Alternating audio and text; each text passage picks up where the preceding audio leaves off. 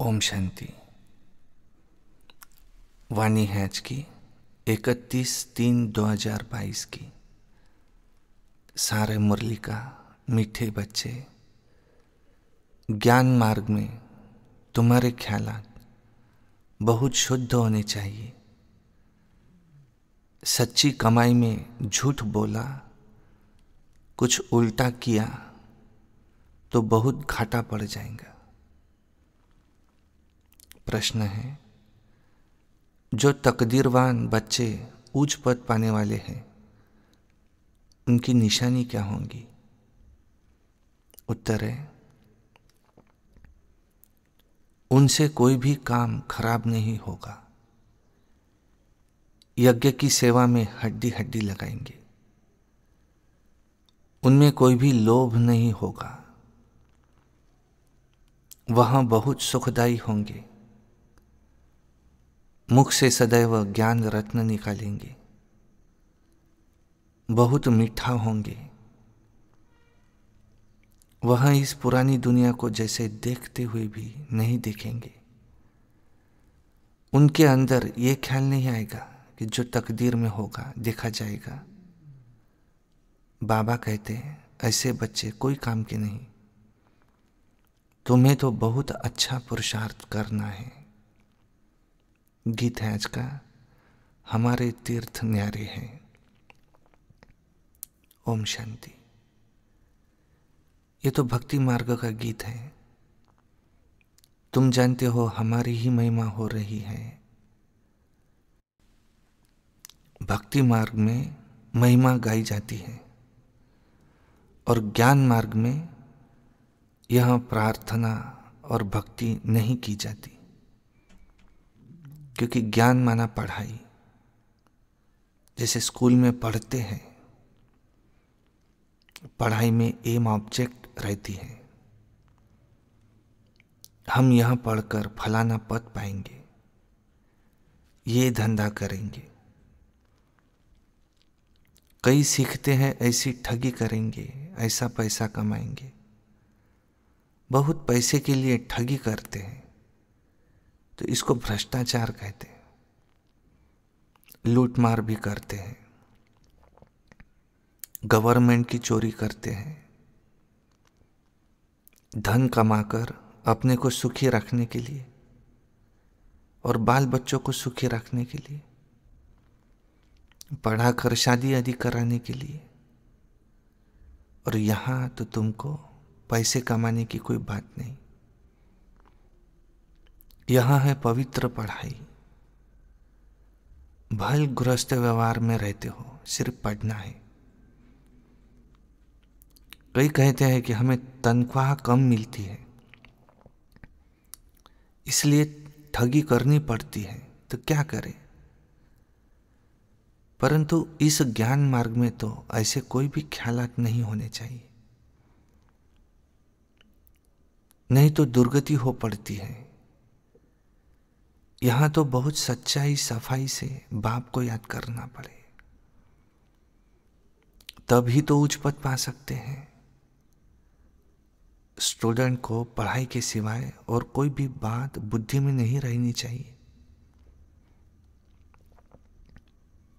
नहीं तो हम भविष्य में उच्च पद कैसे पाएंगे। अगर उल्टा सुल्टा काम कर लिया तो फेल हो जाएंगे। सच्ची कमाई में फिर कुछ भी झूठ आदि बोलने से व ऐसा कोई भी काम करने से वो पद भ्रष्ट हो जाएगा, बहुत घाटा पड़ जाएगा। यहां तो तुम आए हो भविष्य पद्मापति बनने के लिए, तो यहां कोई भी डर्टी ख्यालात नहीं आने चाहिए। कोई चोरी आदि करते हैं तो केस चलता है, उसमें कोई छूट भी जाते हैं। परंतु बाबा कहते हैं यहां तो धर्मराज से कोई भी छूट नहीं सकते। पाप आत्मा को तो बहुत सजा खानी पड़ती है। ऐसा कोई नहीं होगा कि जिसको सजा न खानी पड़े। माया गिराती रहती है, थप्पड़ मारती रहती है, अंदर गंदे ख्यालात चलते रहते हैं। कौन से? यहां से कुछ पैसा उठावे, पता नहीं ठहर सके व नहीं ठहर सके, कुछ इकट्ठा करके रखे। अब बाबा कहते यहां है ईश्वरीय दरबार और राइट हैंड फिर है धर्मराज, और उनकी सजाएं तो 100 गुना ज्यादा है। नए नए बच्चों को शायद न भी मालूम हो, तो इसलिए बाबा सावधान करते हैं कि तुम बच्चों के ख्यालात बड़े शुद्ध होने चाहिए। बहुत बच्चे लिखते हैं, बाबा आपका फरमान है कि गृहस्थ व्यवहार में रहते सिर्फ मुझे याद करो, श्रीमत बिगर कोई भी काम नहीं करो। परंतु हमको तो व्यवहार में बहुत कुछ करना पड़ता है, नहीं तो हम गुजारा कैसे करेंगे? इतने थोड़े रुपयों से इतने परिवार के सदस्य माना भांति ये कैसे चल सकेंगे? भूखा रहना पड़े। तो इसलिए फिर व्यापारी लोग धर्माओं भी कुछ निकालते हैं, क्योंकि समझते हैं कि जो कुछ भी हमारे से पाप होते हैं वो इससे मिट जाएंगे और हम धर्मात्मा बन जाएंगे। क्योंकि धर्मात्मा पाप से बहुत डरते हैं। ऐसे भी बहुत होते हैं जो कभी धंधे में झूठ नहीं बोलते, एकदम दाम फिक्स रखते हैं। कलकत्ते में एक बर्तन बेचने वाला था, तो सबके दाम बोर्ड पर लिख देता था और फिर कुछ भी कम नहीं करता। और फिर कोई तो बहुत झूठ बोलते हैं। यह तो ज्ञान की पढ़ाई है। तुम पढ़ते हो भविष्य 21 जन्मों के लिए, तो बाबा को हर बात में सच बताना है। ऐसे नहीं परमात्मा सब कुछ जानते हैं। बाप कहते हैं पढ़ेंगे तो ऊंच पद पाएंगे, नहीं तो जहन्नुम में माना नरक में चले जाएंगे। हम थोड़े ही बैठ देखेंगे कि तुम क्या क्या पाप करते हो। तुम जो कुछ भी करते हो अपने लिए, अपना ही पद भ्रष्ट करते हो। नाम तो है ना पाप आत्मा पुण्यात्मा। तो बाप आकर तुम्हें पुण्य आत्मा बनाते हैं, तो तुमसे कोई भी पाप नहीं होना चाहिए। बच्चों के लिए तो पाप का 100 गुना दंड हो जाएगा, बड़ा घाटा है। ऐसे ख्याल नहीं रखने चाहिए कि जो होगा सो देखा जाएगा, अभी तो कर ले। बाबा कहते वो बच्चे कोई काम के नहीं। इस पुरानी दुनिया का तो बिल्कुल ही भूल जाना चाहिए। देखते हुए भी जैसे नहीं देखो। हम एक्टर हैं, अब नाटक पूरा होता है। 84 जन्म पूरे किए हैं, अब हमको वापस घर जाना है। जितनी सर्विस करेंगे उतना उच्च पद पाएंगे।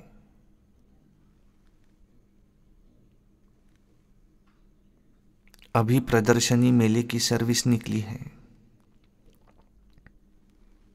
जो उच्च पद पाने के पुरुषार्थी होंगे उन्हों का ख्याल चलता रहेगा कि जाए जाकर के सुनाए, सुने, सीखे कि कैसे भिन्न भिन्न रीति से समझाते हैं। वो चक्र लगाते रहेंगे, सुनते रहेंगे कि फलाना कैसे समझाते। ऐसे सुनते सुनते उनके बुद्धि का ताला खुल जाएगा। बहुत लिखते हैं कि प्रदर्शनी से हमारी बुद्धि का ताला खुल गया है। बाबा ने बहुत मदद दी है। तो बाबा ऐसे बहुत मदद देते हैं, परंतु किनको पता नहीं पड़ता। वो तो समझते हैं हमने ही बहुत अच्छा समझाया। कोई सच्चे बच्चे समझते हैं कि ये सारी मदद ये बाबा की है। प्रदर्शनी की सर्विस से बहुत उन्नति हो सकती है। तुम ज्ञान सागर के बच्चे हो। बाबा की याद में रहने से बड़ा बल मिलता है। योग बल से तुम विश्व की बादशाही लेते हो। बस सिर्फ यही याद रहे कि हमको बाबा से वर्षा लेना है और श्रीमत पर चलना है। बस श्रीमत पर चलने में ही कमाई है। बाकी इस दुनिया में तो कोई भी काम की चीज नहीं है कि सब खत्म होना है। तुम ज्ञान सितारे हो, इस भारत को स्वर्ग बना रहे हो, और स्वर्गवासी बनने के लायक तो तुम्हें यहां बनना है। यज्ञ के पिछाड़ी तो हड्डी हड्डी चूर कर देनी चाहिए। उनको फिर और कोई लोभ नहीं रहेगा। परंतु जिनकी तकदीर में ही नहीं है तो उनसे फिर खराब काम होते रहेंगे। यहां तो तुमको सुखदाई बनना है। बाप कहते हैं मैं सुखदाई बनाने आया हूं, तो तुम भी सुखदाई बनो। उनके मुख से सदैव ज्ञान रत्न ही निकलेंगे, शैतानी की कोई भी बात नहीं निकलेंगी। बाबा कहते झूठ बोलने से तो कुछ न बोलना अच्छा। तुम्हें बहुत मीठा बनना है, माँ बाप का शो करना है। बाबा के लिए ही तो लिखा है सद्गुरु का निंदक ठौर न पाए। जरा भी कड़ुआपन अवगुण आदि नहीं होना चाहिए। बहुत है कि जिनको थोड़ी चीज नहीं मिलती है तो एकदम बिगड़ पड़ते हैं, परंतु उस समय बच्चों को परीक्षा समझ शांत में रहना चाहिए। आगे देखो, बड़े बड़े ऋषि मुनि आदि कहते थे कि हम ईश्वर को नहीं जानते, और अब अगर ये सन्यासी लोग वो कहे तो कोई उनको माने ही नहीं, कि समझेंगे कि जो खुद ही ईश्वर को नहीं जानते तो वो हमको रास्ता क्या बताएंगे। और आजकल तो एक दो के गुरु भी बहुत बन गए हैं। हिंदू नारी का पति भी गुरु है, ईश्वर है, ऐसा कहते। अब गुरु तो सद्गति देंगे या पतित बनाएंगे, तो अब तुम जानते हो। जो भी सब सजनियां हैं उनका गुरु अथवा साजन वो एक है। माता पिता बाप दादा सब कुछ वही है। और यह लोग फिर पति के लिए ऐसे अक्षर कह देते। अब यहां तो वह बात है नहीं। यहां तो तुम आत्माओं को परमपिता परमात्मा पढ़ाते हैं। आत्मा इतनी छोटी है कि जिसमें 84 जन्मों का पार्ट नूंदा हुआ है। परमात्मा भी छोटा स्टार है, उसमें भी सारा पार्ट नूंदा हुआ है। मनुष्य समझते हैं परमात्मा सर्वशक्तिमान है, सब कुछ कर सकता है। परमपिता परमात्मा कहते हैं ऐसी कोई बात नहीं, ड्रामानुसार मेरा भी ऐसे पार्ट है। बाबा समझाते हैं तुम सब आत्माएं आपस में भाई भाई हो।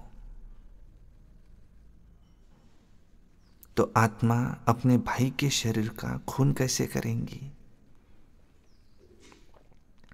हम सब आत्माएं हैं, सबको बाप से वर्षा लेना है, मेल हो चाहे फीमेल हो, क्योंकि यह भी देहाभिमान छोड़ना है। शिव बाबा देखो कितना मीठा है, तो हम शिव बाबा के बच्चे भाई भाई हैं। तो हमको कभी भी आपस में लड़ना झगड़ना नहीं चाहिए। देही अभिमानी रहे तो कभी भी लड़े नहीं। बाबा क्या कहेंगे कि बाप इतना मीठा और बच्चे लड़ते रहते। इस समय मनुष्यों में आत्मा का ज्ञान भी नहीं है। हम आत्मा परमात्मा की संतान है, तो फिर लड़े क्यों?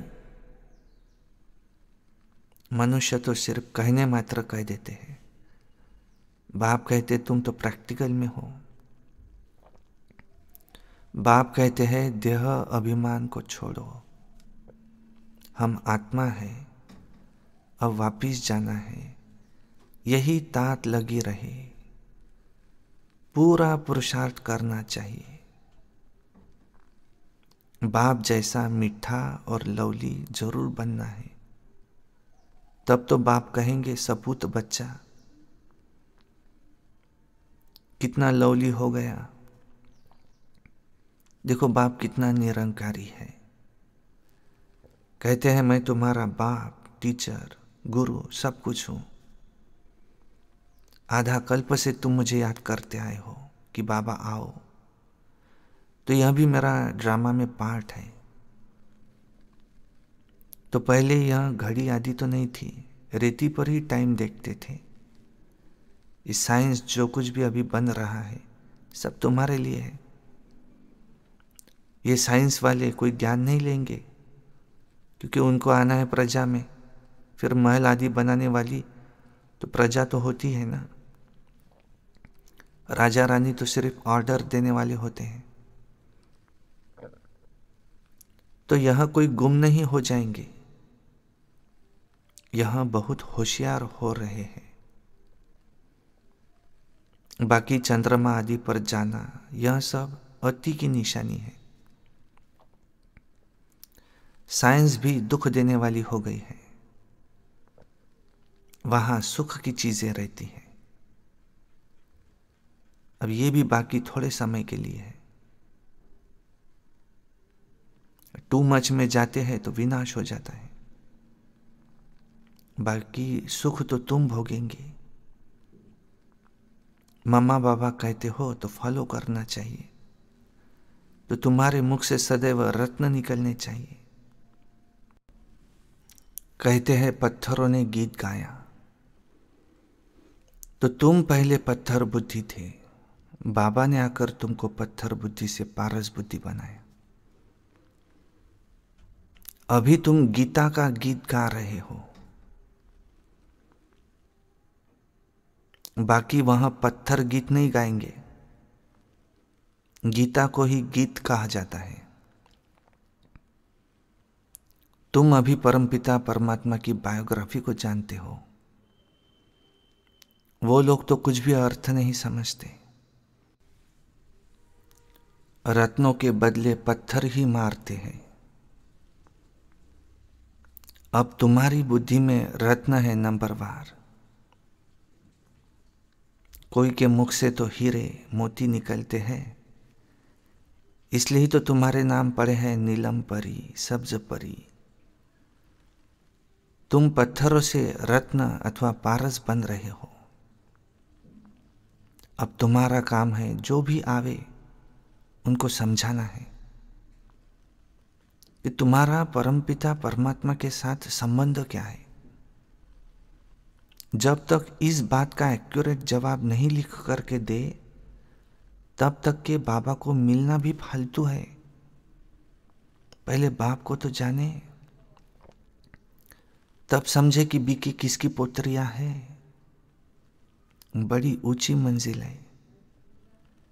एक ही जन्मों की बादशाही गरीब से गरीब भी ले सकते। विश्व का मालिक बनना कोई कम बात है क्या?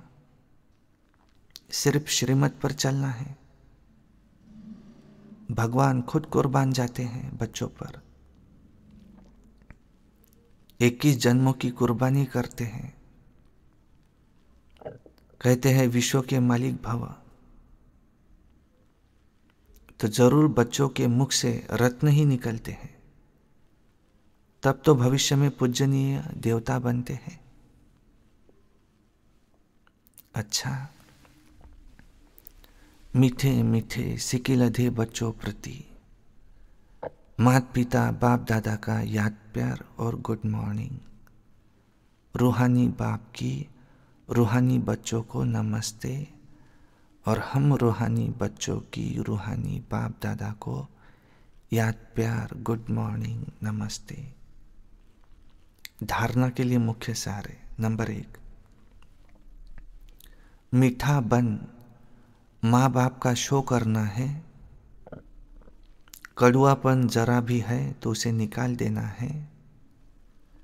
बाप जैसा मीठा लवली जरूर बनना है। 2 नंबर है, कोई भी काम श्रीमत के बिना नहीं करना है। श्रीमत में ही सच्ची कमाई है। वरदान, नॉलेजफुल बन, हर कर्म के परिणाम को जान।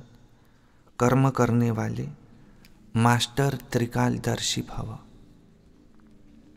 त्रिकालदर्शी बच्चे हर कर्म के परिणाम को जानकर फिर कर्म करते हैं।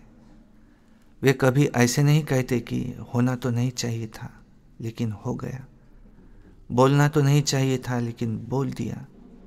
तो इससे सिद्ध होता है कि कर्म के परिणाम को न जान भोलेपन में कर्म कर लेते हो। भोला बनना अच्छा है, लेकिन दिल से भोले बनो, बातों में और कर्म में भोले नहीं बनो। उसमें तो त्रिकालदर्शी बन करके हर बात सुनो और बोलो, तब कहेंगे सेंट अर्थात महान आत्मा। स्लोगन है, 1-2 को कॉपी करने के बजाय बाप को कॉपी करो तो श्रेष्ठ आत्मा बन जाएंगे। अच्छा, ओम शांति।